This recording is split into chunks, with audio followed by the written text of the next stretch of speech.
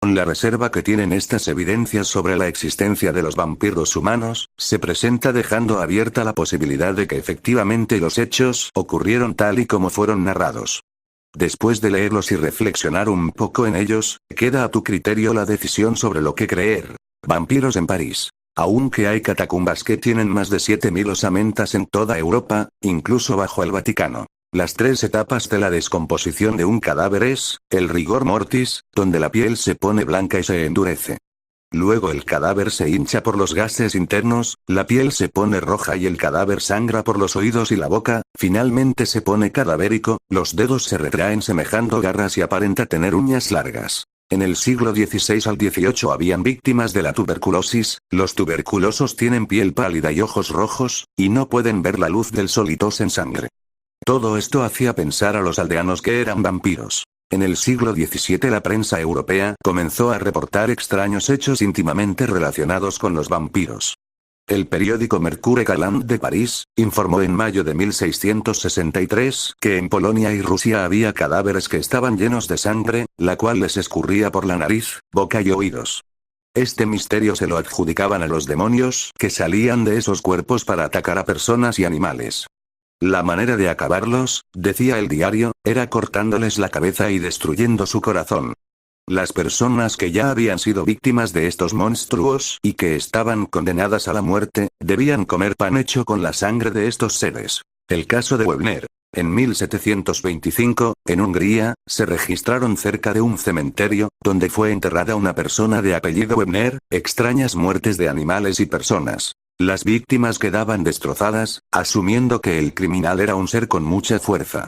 El único que concordaba con esta descripción era Webner, que en vida se caracterizó por ser un hombre alto y fuerte. Como los ataques siguieron, el comisionado dio la orden de exhumar el cadáver, descubriendo que a pesar de tener 2 años de muerto, Webner seguía intacto, sin señal de descomposición. Le clavaron una estaca en el corazón y quemaron el cuerpo. De esta manera los crímenes cesaron. El caso de Peter Pogorowicz. Ese mismo año, 1725, pero en la aldea de Kisilova, en el distrito de Ram, hoy Eslovenia, se reportaron también misteriosas muertes. 9 personas fallecieron en un lapso de 2 semanas, afirmando que Peter Pogorowicz, un campesino que había muerto días atrás, era el causante. Según las víctimas, Pogorowicz los había visitado por la noche. Incluso la viuda del campesino dijo que una noche su esposo Peter volvió a su casa exigiendo sus zapatos. Los que aseguraban haberlo visto, dijeron que no presentaba alguna señal de descomposición. Para acabar con la superstición de que Pogorowicz venía de la tumba para llevarse a los demás, los oficiales prusianos con el permiso correspondiente, exhumaron el cadáver y se llevaron una sorpresa. El cuerpo de Peter Pogorowicz no presentaba la mínima señal de descomposición, no olía mal a pesar de que llevaba varios días de muerto.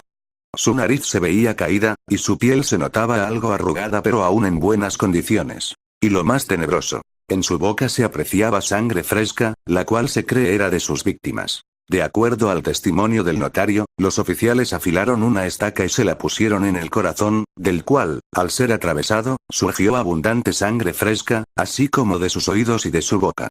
El cuerpo de Pogorowicz realizó algunos movimientos, pero no abrió los ojos ni gritó. Luego quemaron el cuerpo hasta reducirlo a cenizas. El caso de la familia Stukeley. El escenario por excelencia del vampirismo es Transilvania, en Rumanía. Sin embargo, en Estados Unidos, en Rhode Island, durante el siglo XVIII se registró un hecho por demás interesante. La familia Stukeley se conformaba por los padres de familia y 14 hijos, todos eran granjeros. De forma inexplicable los hijos comenzaron a morir, aparentemente de tuberculosis. La primera en fallecer fue la hija mayor, Sarah. Después murieron 5 hijos más y fueron enterrados en el cementerio del pueblo Exeter. Lo macabro se dio tiempo después, cuando los hermanos pequeños de Sarah les dijeron a sus padres que ella los había visitado la noche anterior. En un principio no les creyeron, pues aún no se reponían de la pena de perder a sus hijos, pero una noche la madre vio a Sarah. El señor Stukeley pidió autorización para exhumar los cuerpos de sus hijos y comprobar que realmente estaban ahí enterrados. Al sacar a los 6, halló que Sara, quien fue la primera en morir, se encontraba en perfectas condiciones, como si la hubieran enterrado un día antes, mientras que los demás ya estaban en avanzado estado de putrefacción. Lo que se hizo a continuación fue abrir el cuerpo de Sara, sacarle el corazón y quemarlo. A partir de ahí, a pesar de que un hijo más murió, no se vio de nuevo deambular a la hija del matrimonio Stukeley. El caso de Arnold Paule. A pesar de que existe mucha información con relación a este caso, los datos presentados varían conforme a quien los narra. El hecho aparentemente ocurrió en la población de Medvedja, Hungría, en 1732. De acuerdo a la leyenda, en Medvedja comenzaron a registrarse extrañas muertes. No eran decesos repentinos, sino que la gente enfermaba y fallecía lentamente. Sufrían de fiebre, náuseas, dolores abdominales, dificultad respiratoria, punzadas y una sed insaciable, algunos síntomas de la rabia que no tuvo cura hasta 1886. Como las muertes se incrementaban a un paso acelerado, las autoridades de Belgrado dieron la orden al comandante Schnitzer para que investigara. Este, a su vez, se apoyó en los conocimientos del epidemiólogo Glaser. Conforme realizaron los estudios, Glaser no fue capaz de hallar un origen racional de la enfermedad. Ante la extrañeza del caso, el médico ordenó exhumar 16 cuerpos, de los cuales, 10 no presentaban putrefacción. Los habitantes de Medvedja llegaron a la conclusión de que el causante de esta maldición era Arnold Paule, fallecido un mes atrás. Paule fue soldado y, mientras estaba de misión en Grecia, fue atacado por un vampiro humano. La forma de librarse de convertirse en un chupasangre, era comer tierra de la tumba del vampiro, así como rociarse de su sangre, lo cual Arnold hizo. De este extraño suceso se supo gracias al testimonio de su esposa. El médico, al conocer esta historia, le propuso a Schnitzer la exhumación del cadáver de Paule para ver si efectivamente era un vampiro. El comandante, escéptico, accedió con tal de acabar con este misterio. Fueron al cementerio, sacaron el cuerpo de Arnold Paule y descubrieron que estaba intacto. Su cuerpo estaba rojo, las uñas, el cabello y la barba renovados. No presentaba ninguna señal de descomposición, su piel estaba intacta. Tenía sangre en el rostro, en su camisa y alrededor del ataúd. Ya sin dudas de que Paule era un vampiro y el causante de las muertes, le clavaron una estaca en el corazón. El vampiro emitió un grito y comenzó a brotar mucha sangre. Después quemaron su cuerpo. Uno de los testigos fue el médico militar Johann Flukinger y sus 2 suboficiales. Incluso Flukinger, ante la extrañeza del caso, redactó un informe oficial advirtiendo a la población que el ganado que fue atacado por el vampiro podía estar contaminado. Este documento fue publicado por el diario La Neue Historique del 3 de marzo de 1732. La nota incluía además algunos comentarios sobre los hechos. Por ejemplo, decía que las personas que vivían entre el río Teise y Transilvania creían en la existencia de los vampiros humanos que salían de sus tumbas para atacar a los vivos y drenarles la sangre. Hablan de Arnold Paule y las muertes que se registraron al poco tiempo de su deceso. Citan el caso de Stanoika, la primera de sus víctimas. Esta joven, antes de morir, despertó asustada una noche diciendo que Arnold Paule, fallecido 9 semanas antes, había intentado estrangularla mientras dormía. No le creyeron y al poco tiempo murió. Después de ser desenterrada, porque todas las víctimas de Paule fueron exhumadas para clavarles una estaca, hallaron atrás de su oreja derecha una marca roja azulada de la longitud de un dedo. También se informó en el periódico que la manera de acabar con estos seres que atormentan a los vivos, era sacarlos de sus tumbas para clavarles una estaca, cortarles la cabeza y al final quemarlos. Se llama vampiros a ciertos cadáveres que, según dice, tienen la facultad de chupar la sangre a los vivos, y de hacerlos morir poco a poco de una manera muy dolorosa, de tal forma que a medida que adelgazan y se agotan, los cuerpos muertos engordan en sus tumbas y se llenan de sangre, su piel se renueva, las uñas, los cabellos y la barba les crecen. Para prevenir el desprestigio del diario, el autor de la nota dijo que este hecho de vampirismo pudo tratarse de ideas supersticiosas y extravagantes.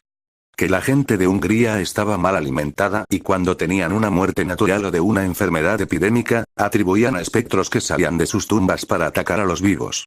Las exhumaciones y ejecuciones de los cadáveres son solo para tranquilizar a la gente que cree en esto. Lo cierto es que este caso fue enviado a Viena al Consejo de Guerra Imperial, que estableció una comisión militar para examinar la verdad de los hechos. El documento estuvo firmado por el lugarteniente y el cirujano mayor de un regimiento y por otros 3 cirujanos militares. La tragedia de la familia Brown. Otro caso que puede estar relacionado con vampiros humanos, ocurrió en Rhode Island en 1890 a la familia Brown. Sin ningún motivo, Mary Brown, esposa de George Brown, comenzó a perder peso, a palidecer hasta que murió presuntamente de tuberculosis. 6 meses más tarde su hija Olivia falleció también. 4 años después, Edwin, el único hijo varón de George Brown, enfermó. Parecía que correría la misma suerte de su hermana y madre. Por sugerencia de un amigo, Edwin se marchó junto con su esposa a Colorado para mejorar su salud. Mientras permaneció fuera de Rhode Island, su hermana Merky cayó en cama y murió de forma inmediata. Cuando Edwin se enteró de la muerte de su hermana, regresó a consolar a su padre, pero al mes de estar nuevamente en su tierra, enfermó y todo indicaba que moriría también. El señor Brown, desesperado, pidió autorización para exhumar los cuerpos de sus hijos con la esperanza de hallar alguna pista de lo que estaba ocurriendo. Esa mañana del 17 de marzo de 1892, cuando sacaron los ataúdes, estuvo presente el Dr. Harold Metcalf, quien dio fe de los hechos. Al examinar los cuerpos descubrieron que efectivamente Mary y Olivia ya estaban en estado de putrefacción, pero el de Merky no. Parecía estar dormida. Lo extraño con Merky, además de no sufrir algún deterioro en su cuerpo, era que la hallaron en otra posición a la que la habían enterrado. Ante la duda, y teniendo conocimiento del caso Stukeley, decidieron extirparle el corazón y el hígado, los cuales quemaron y guardaron sus cenizas. Las cenizas de un vampiro, se creía, podían salvar a sus víctimas, en este caso a Edwin, pero para mala fortuna de la familia Brown, eso no ocurrió. Además, y lo más inquietante, es que antes de que Merky fuera desenterrada, 7 jóvenes más ya habían muerto con una herida en el cuello. Cuando quemaron los órganos de Merky, todo lo anormal como las enfermedades, cesaron. Mucho tiempo después, uno de los descendientes de la familia Brown declaró a un periódico de la ciudad de Exeter, que en su juventud platicó con una de las personas que ayudó a George Brown a exhumar los cuerpos, y que el señor Brown estaba convencido que su hija se había convertido en un vampiro. Un hombre de 30 años tenía una deformación en su cabeza, ojos hundidos y dientes torcidos semejantes a colmillos, pero solo era una malformación congénita la cual llevó al pueblo a matarlo y clavarle una estaca. ¿Serán reales estos casos? La mayoría de los casos aquí presentados, estuvieron aderezados de elementos fantásticos. Sería muy aventurado afirmar que son reales, y arbitrario si se dijera lo contrario. Lo que llama la atención de estos hechos, es que los cuerpos después de estar enterrados por varios días, meses y en algunos años, no presentaban síntomas de putrefacción. Este fenómeno ocurre con las personas que son muy devotas al cristianismo, y se les conoce como santos incorruptos. Pero aquí, obviamente, se debe a otros factores. Por ejemplo, las momias de Guanajuato, que por las cualidades atmosféricas de esa región, así como los minerales de la tierra, ayudaron a preservar los cadáveres, pero no por completo, pues sí presentan un deterioro. Otro factor interesante sobre los presuntos vampiros humanos, es que al momento de ser atravesados por una estaca, algunos gritaban, no se movían. Científicamente hablando, se sabe que un cadáver en estado avanzado de putrefacción produce gases que se acumulan en los tejidos.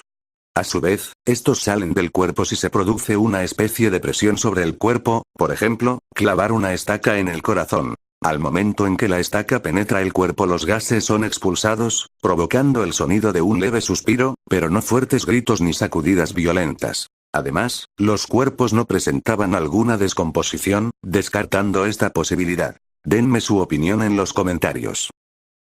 Historia narrada por Misteriosa Realidad.